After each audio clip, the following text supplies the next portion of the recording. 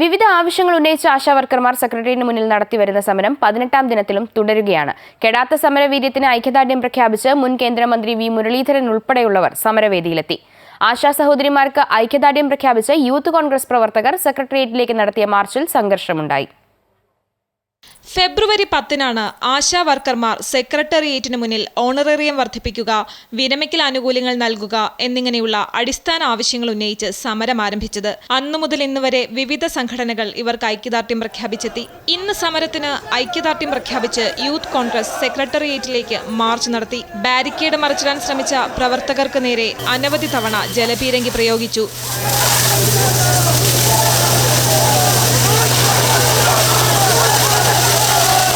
സെക്രട്ടേറിയറ്റിലേക്ക് ചാടിക്കടക്കാൻ ശ്രമിച്ച പ്രവർത്തകരും പോലീസും തമ്മിൽ സംഘർഷമുണ്ടായി. പ്രവർത്തകർ സൗത്ത് ഗേറ്റിന് സമീപം ബാരിക്കേഡുകളിട്ട് ഗതാഗതം തടസ്സപ്പെടുത്തി.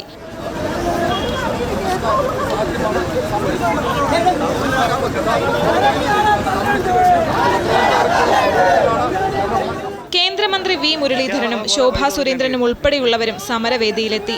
തൊഴിലാളികളുടെ പാർട്ടിയാണോ എന്ന് കമ്മ്യൂണിസ്റ്റ് പാർട്ടി സ്വയം വിലയിരുത്തണമെന്ന് ശോഭാ സുരേന്ദ്രൻ അമൃത വാർത്തകളോട് പറഞ്ഞു. തൊഴിലാളി വർഗത്തിന്റെ പാർട്ടി എന്ന് പേര് മാത്രമേ ഉള്ളൂ. തൊഴിലാളി വർഗത്തിന്റെ പാർട്ടിക്ക് തൊഴിലാളികൾ പാവങ്ങളായി കിടക്കണമെന്നാണ് അവരുടെ താല്പര്യം. എവിടെയാണോ പാവപ്പെട്ട അതിദാരിദ്ര്യമുള്ള സാധാരണക്കാരുള്ളത് അവിടെയാണ് മാർക്സിസ്റ്റ് കമ്മ്യൂണിസ്റ്റ് പാർട്ടിയുടെ കൊടി പിടിക്കാൻ പാവങ്ങളുള്ളത്. സെക്രട്ടേറിയറ്റിന് മുന്നിൽ ആശാ വർക്കർമാർ നടത്തുന്ന സമരം നിയമസഭാ സമ്മേളനം പുനരാരംഭിക്കുന്നതോടെ ശക്തമാകും.